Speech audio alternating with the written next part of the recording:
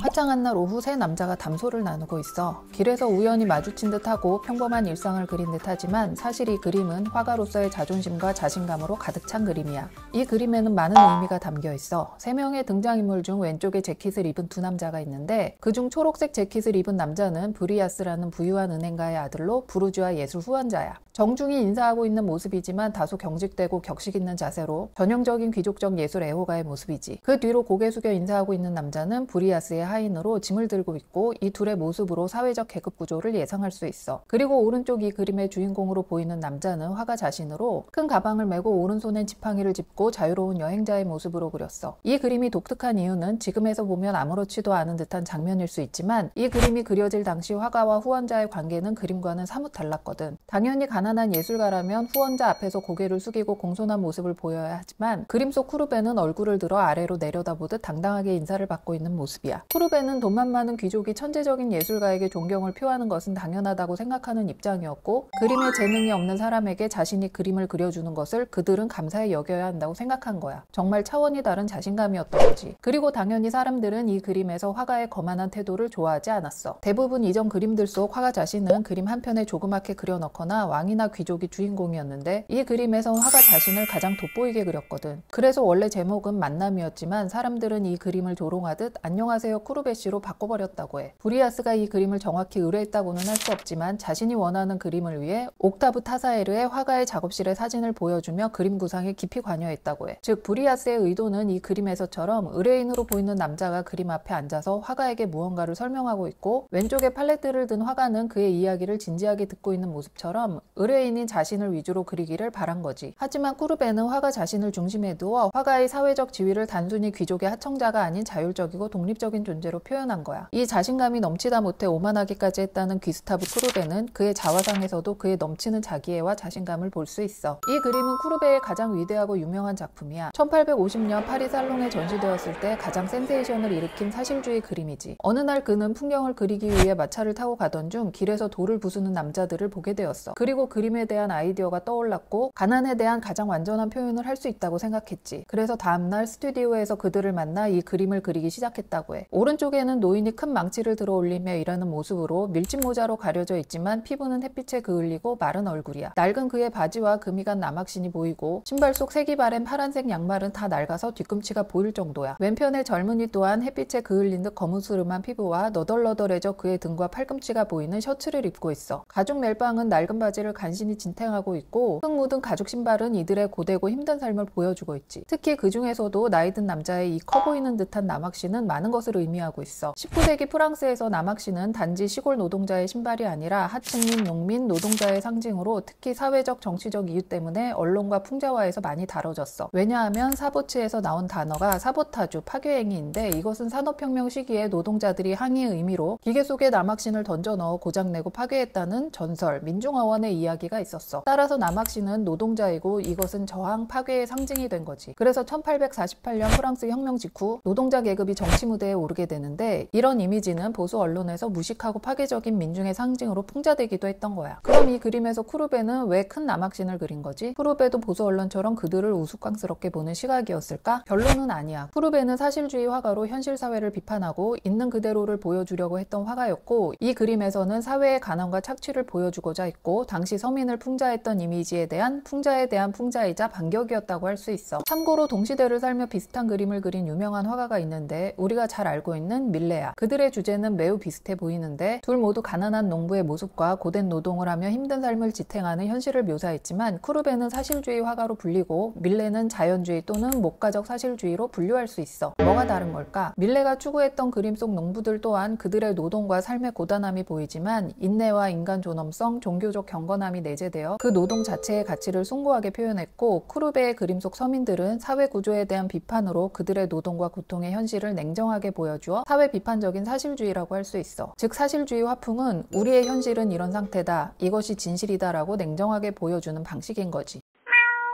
쿠르베는 당시 여러모로 파격적인 화가였어. 그중 특히나 여성 누드에 관한 이 작품은 1853년 파리살롱의 발표 당시 엄청난 비난과 논쟁을 불러일으켰고 기존의 보수적 아카데미 미술의 정면으로 도전한 사례로 평가돼 왜 논란이 되었을까? 그건 현실적인 육체 묘사 때문이었어. 이전까지 고전주의 전통에서 여성 누드는 이상화된 비너스나 요정처럼 매끈하고 조화로운 아름다움으로 표현했거든. 하지만 쿠르베는 자연 속에서 벌거벗고 목욕하는 여성들을 현실적으로 묘사했어. 여성들의 모습은 이상화하고는 거리가 먼 현실적인 체형의 여성으로 육중하고 탄력 없는 살결을 리얼하게 묘사했지. 특히나 등을 보이고 선 여인의 몸은 지나치게 현실적이고 아름답지 않다고 여겨졌고 이는 대중과 비평가들에게 큰 충격을 주었어. 당대 평론가 중 한 명은 목욕하는 돼지를 본 것 같다고 혹평하기도 했지. 또한 오른쪽에 옷을 든 하녀의 등장은 계층 간 위계를 암시하며 동시에 당시 여성 노동자 계층의 현실을 그림에 끌어들인 것으로 평가되기도 해. 쿠르베는 이렇게 말했어. 나는 천사를 본 적이 없기 때문에 그릴 수 없다라고 말하며 현실에 대한 진실한 묘사를 통해 사실주의 철학을 구현하고자 했어. 이 작품은 근대 회화에서 누드의 관념을 근본적으로 바꾼 전환점이었고 이후 마네, 드가, 르누아르 등 근대 누드 표현의 다양화에 지대한 영향을 미쳤지. 그리고 13년 후 또다시 르소메일이라는 파격적인 그림을 그리게 돼. 이 그림 속 두 명의 벌거벗은 여성은 침대에 누워 서로 끌어안은 채 잠들어 있는 모습인데 단순히 나체를 묘사한 것이 아니라 두 여성의 동성 간 육체적 관계를 은밀하면서도 명확하게 드러낸 거야. 물론 19세기 프랑스 사회에서도 여성 나체는 예술로 인정받았지만 동성애적 주제는 금기였거든. 이런 주제는 극히 외설적인 작품으로 간주되었어. 이런 이유로 르소메일을 살롱에 출품할 수 없었고 공공장소나 박물관에서도 전시될 수 없었지. 따라서 오랜 기간 동안 비공개 상태로 수집가들의 개인 컬렉션에만 존재했다고 해. 이 작품을 의뢰한 사람은 오스만 제국의 외교관이자 예술 후원자였던 할릴 베이였고 그는 여러 에로틱한 그림들을 비공개로 수집하던 인물로 이 작품도 그의 요청으로 그려졌어. 이처럼 정부나 살롱이 아닌 사적 후원자의 주문으로 제작된 작품은 당시 체제와 상관없이 은밀히 감상될 수 있었던 소수들만의 예외적인 그림이었던 거지. 르손메일은 쿠르베가 현실을 있는 그대로 묘사하려 한 사실주의 정신의 연장선에 있으면서도 당시 사회가 받아들일 수 없는 현실을 정면으로 그렸기 때문에 수용되지 못했던 작품이지만 후에 공개된 후 많은 현대 예술가들이 레즈비언 커플이라는 주제에 영향을 받았고 이 주제가 반복되며 레즈비언과 관련된 금기를 낮추는 데 도움이 되었다고 해. 1955년 베르나르 비페는 쿠르베에 대한 찬사로 자신의 르손메일 버전을 그리기도 했어.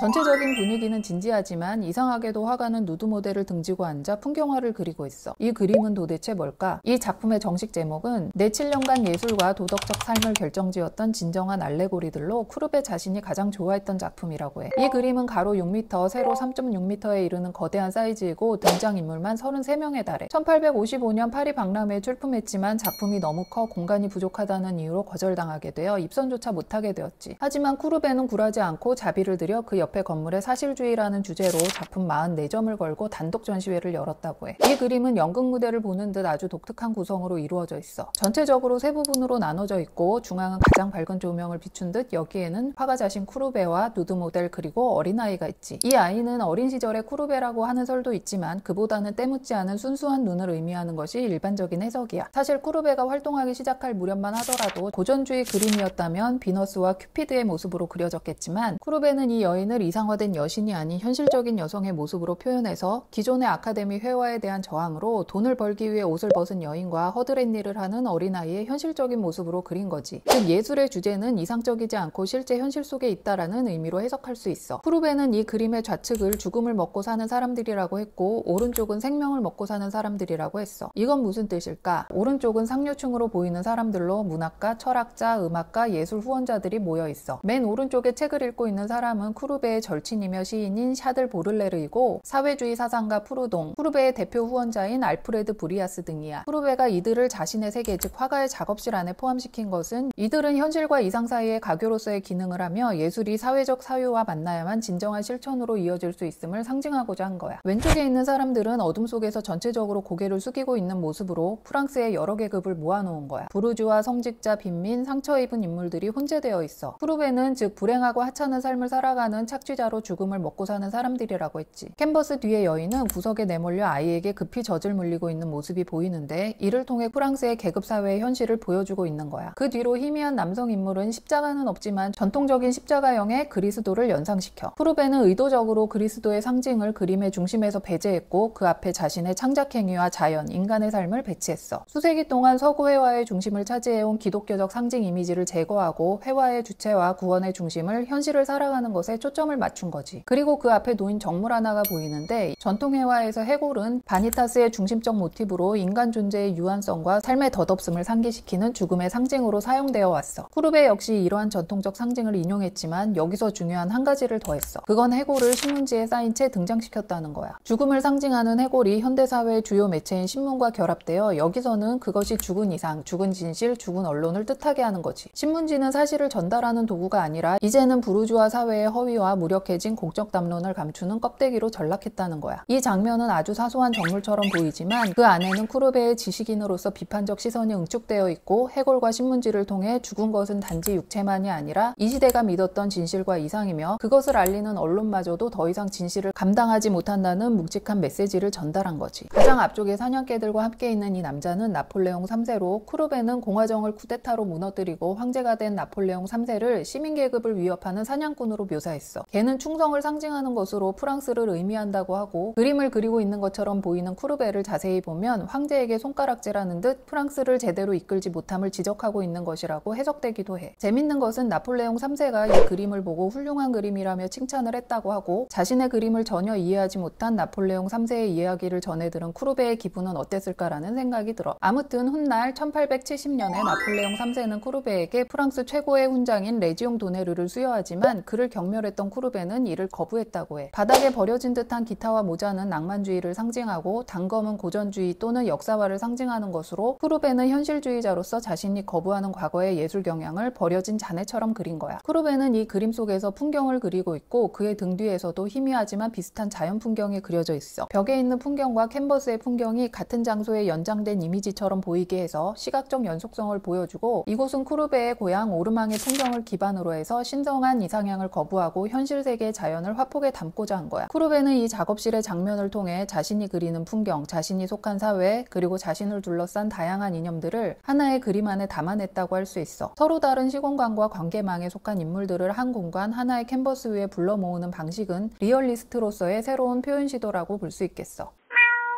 쿠르베는 1819년 프랑스 동부의 시골 마을 오르낭에서 태어났어. 그의 가족은 비교적 부유한 농민 계층이었고 아버지는 아들을 법률가로 키우고 싶어 했지만 쿠르베는 어릴 때부터 미술에 강한 흥미를 보였어. 결국 그는 파리 유학과 독학 선언을 하고 1839년 파리로 나가 루브르 박물관에서 옛 거장들의 그림을 베껴가며 독학했고 아카데미 교육을 거부하면서 이렇게 말했다고 해. 나는 어떤 스승도 갖지 않았다. 오직 자연이 나의 유일한 스승이다. 그리고 1849년 사실주의 회화의 대표작이라고 할 수 있는 오르낭의 매장이라는 그림을 선보이게 돼. 그의 고향 오르낭에서의 실제 장례식을 묘사한 대형 회화로 이 작품은 고귀하지도 영웅적이지도 않은 평범한 사람들의 삶을 주제로 일반 농민과 시골 사람들의 장례식을 역사와 크기로 그린 것이 당시로선 충격이었어. 이건 기존 아카데미 회화와 정면으로 충돌한 거거든. 사람들은 이건 성인 그림이 아니라 시골 촌부들의 이야기다라고 비난했어. 그리고 실제로 이 그림 속 평범한 등장인물들을 한 명 한 명 실제 인물처럼 개성있게 묘사하고 장례식의 무거운 분위기를 적나라하고 차분하게 보여주고 있거든. 이에 대해 쿠르베는 왕이든 농부든 죽는 건 마찬가지다. 나는 그걸 그렸을 뿐이다 라고 말했다고 해. 이를 통해 쿠르베는 죽음이라는 공통된 인간 조건과 시골 사람들의 삶의 중요성을 말하고 싶었던 것이지. 이 그림은 1848년 시민혁명 직후에 그려졌기에 기존 질서, 귀족 중심에서 민족 중심으로 시선이 옮겨지는 전환기적 흐름도 반영되어 있고 사실주의라는 미술 사조를 본격적으로 알린 작품이야. 쿠르베는 결혼하지도 않았고 자녀도 없었어. 그에게 결혼은 사랑의 제도가 아니라 사회적 구속이라고 생각했기 때문이고 따라서 쿠르베는 여러 여성들과 관계를 맺었지만 대부분 비공식적이었고 자유로운 관계를 가졌다고 해. 대표적으로 한 보르도 출신 여성과의 관계는 꽤 진지했던 것으로 보이는데 그녀가 그의 문질작 세계의 기원의 모델일 가능성이 있다고 해. 하지만 이 여인의 이름은 알려지지도 않았고 그림 속 여성이 누구인지도 미스터리로 남아있지. 쿠르베는 단순한 화가가 아니었어. 공화주의자이자 급진 정치인이었지. 1871년 프랑스 역사상 가장 격렬했던 민중봉기 파리코민이 일어났어. 여기서 잠깐 파리코민이 뭐지? 파리코민은 1871년 프랑스 파리에서 파리 시민들이 부르주아 정부 대신 직접 자치를 하겠다며 봉기하여 시민들이 자치정부를 수립한 사건으로 1871년 3월에서 5월까지 약 72일간의 최초의 노동자 중심 사회주의 정부를 말하는 거야. 민중이 중심이 되어 평등, 교육개혁, 여성의 권리 확대 등을 시도했고 종교와 국가분리, 부재지주의 재산 몰수 등 급진적인 개혁안을 추진했어. 하지만 프랑스 정부, 베르사유 정부가 군대를 동원해 무력으로 진압했고 피해 주간이라 불리는 이탈리는 일주일 동안의 무차별적인 총격, 화형, 공개 처형 등 2만 명 이상이 학살당하고 수천 명이 체포되었어. 많은 예술가와 지식인들이 코민을 지지했고 귀스타브 쿠르베도 그중 한 명이었어. 당시 그는 예술가위원회를 조직하고 코민 정부 문화부의 핵심 인물로 활동했지. 그가 주장한 것은 단순했어. 진짜 공화국을 만들고 싶다면 왕의 기념물을 먼저 없애야 한다. 그 대상은 바로 방델르 광장의 한복판에 우뚝 서 있는 나폴레옹 승리의 원주, 프랑스 제국주의의 상징이자 황제를 신격화하는 조각이었지. 코민 정부는 나폴레옹 원주를 실제로 쓰러뜨리게 되지. 물론 쿠르베 혼자 결정한 일은 아니었지만 정부는 그를 희생양으로 삼았어. 코민이 진압되고 보수 정부는 쿠르베에게 철퇴를 내리게 돼. 자네가 쓰러뜨렸으니 물어내게. 청구액은 당시 32만 프랑이었고 현재 가치로 약 1조 9천억 원이라는 천문학적 금액을 배상하게 된 거야. 쿠르베는 6개월간 감옥에 갇힌 뒤 벌금을 감당하지 못해 스위스로 망명을 하고 스위스 라투르 드페에 자리를 잡은 쿠르베는 황량한 알프스 호숫가에서 자연을 그리며 남은 생을 보내게 돼. 이곳에서 그는 고향 오르낭을 떠올리게 하는 풍경이나 호수의 배경을 담은 풍경화들을 계속 그렸고 그림을 팔아 생계를 유지했지만 그에게 남은 것은 끝나지 않는 벌금 청구서, 고향 땅에 돌아가지 못하는 망명자 신세, 자유를 외치다 배신당한 동지들에 대한 슬픔 등 경제적으로도 심리적으로도 매우 어려운 시기를 보내게 되었지. 그리고 지칠 대로 지친 몸으로 쓸쓸히 1877년 향년 58세의 나이에 간경화로 사망하게 되지. 귀스타브 쿠르베는 단순한 화가가 아니라 삶 자체가 하나의 선언이었던 인물이었다고 할 수 있어. 그는 나는 단지 천사도 악마도 아니다. 나는 단지 귀스타브 쿠르베일 뿐이다 라고 말한 적이 있을 정도로 독립적이고 파격적인 인생관과 자신감으로 가득 찬 사람이었어. 그는 화가이자 전사였고 회화의 혁신가이자 사회의 비판자였지. 그가 떠난 지 150년이 넘은 지금도 그의 삶과 그림은 우리에게 이렇게 묻고 있는 듯해. 당신은 무엇을 위해 붓을 들 것인가?